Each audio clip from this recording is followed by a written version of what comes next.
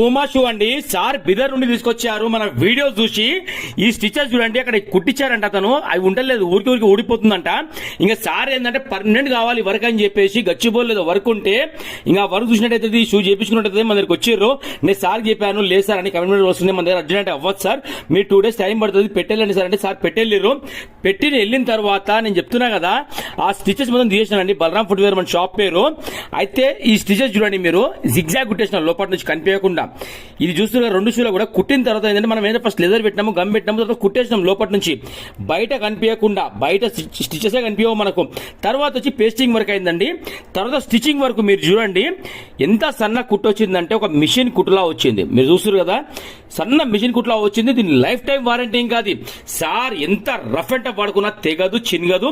కొద్ది cleaning work కూడా అయ్యింది. సార్ వాళ్ళ ఫ్రెండ్ వచ్చి తీసుకెళ్లారు, మళ్ళీ 2 days తర్వాత వచ్చేది. వర్క్ అయితే ఎక్సలెంట్ అయిందంట. సార్ ఫోన్ చేసి కూడా చెప్పారు. Thank you sir, thank you so